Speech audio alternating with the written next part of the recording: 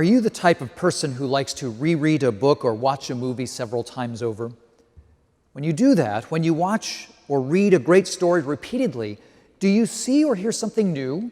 Or is the point to find the comfortable, familiar place you knew when you first encountered the story? The Easter Gospel is like this. We've all heard it several times over. We've experienced joy and wonder and hope and grace in encountering each year the glory we celebrate today. Many of us likely don't have clear memories of the first time we heard this story, certainly not if we were small children. Our oldest Easter memories more likely center around eggs or new Easter dresses or shouts of Alleluia or singing music so different from the weeks of Lent just before. And so we face the same question each Easter as if we're rereading a beloved book from days gone by. Will we see or hear something new? Or will we simply try to find that comfortable, familiar place we have loved at Easter year after year? The beauty of Easter lies in the possibility of meeting our risen Lord again for the first time and seeing ourselves in the story in a whole new way. As a starting point, we can approach the gospel rather like any story, with one obvious protagonist and hero, Jesus. The story then has a whole host of antagonists, the Roman authorities and the Jewish religious leaders who actively plot to deceive the people and kill Jesus. But also, we have the passive followers of Jesus who fail to stay strong and loyal. One betrays, one denies, and the rest run away in fear. Even as some of his followers first hear the good news of Jesus' resurrection in today's gospel, their response is silence and terror.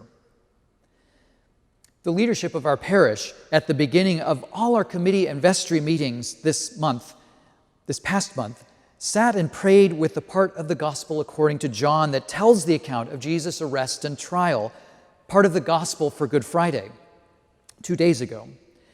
As we sat together, online of course, we paid attention to where we saw ourselves, whom we identified with in the story.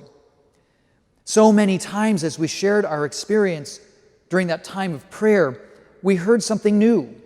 We saw ourselves in a whole new way. So what would that be like?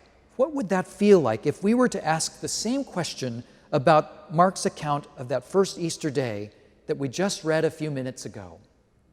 With whom would we identify? What would we see or hear that we hadn't before? We could walk along with Mary Magdalene and Mary, the mother of James, and Salome as they make their way to the tomb filled with grief to anoint the dead body of Jesus. One final act of devotion after everything seemed to go totally wrong. We could see with them as our eyes adjust to the darkness of the tomb the strange man dressed in white and feel the startle and alarm with them as he speaks. We could hear his voice uttering completely unbelievable words that Jesus is no longer there, that Jesus is risen. His voice simply stating reality. We could see the look of fear and confusion in the women's tear-filled eyes as they desperately try to take in what this man told them. We could watch them disappear, watch them run away in silence and fear. Where would we see ourselves? How might we feel to be right there with these women, standing in amazement and disbelief? Would we think poorly of them because they ran away in fear? Or would we be right alongside them if we, like them, didn't have the luxury of hindsight that our centuries later vantage point gives us? Mark's gospel doesn't tell us any more of the story. We don't get the satisfaction of a nice, neat, happy ending. We're left to continue in prayerful imagination and using our vantage point of hindsight.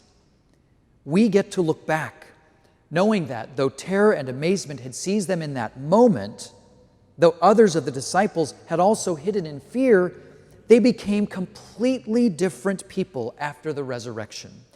They truly had new life, transformed from fearful to courageous, from ashamed to confident, from self-interested to self-offering, from despairing to completely filled with joy.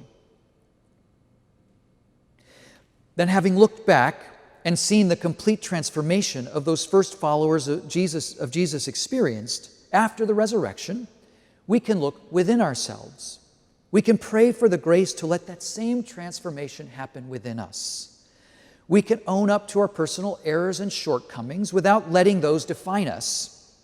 We can let go of the worldly need for status and power and instead take up our cross to be an instrument of Jesus' peace, compassion, and love, especially those who the world loves not.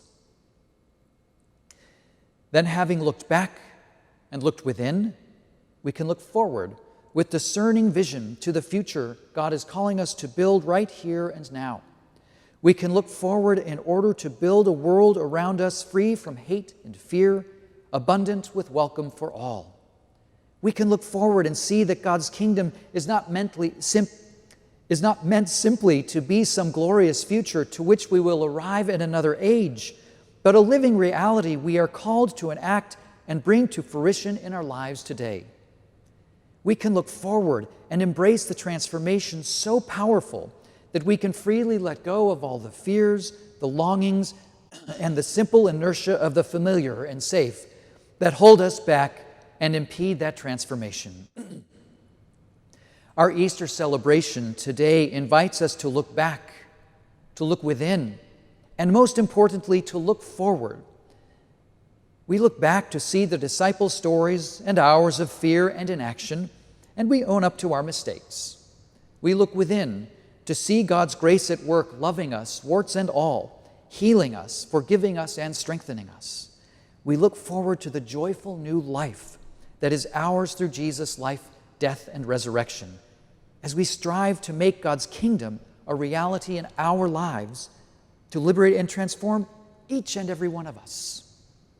That, dear friends, is the true joy of the resurrection that we celebrate this Easter day.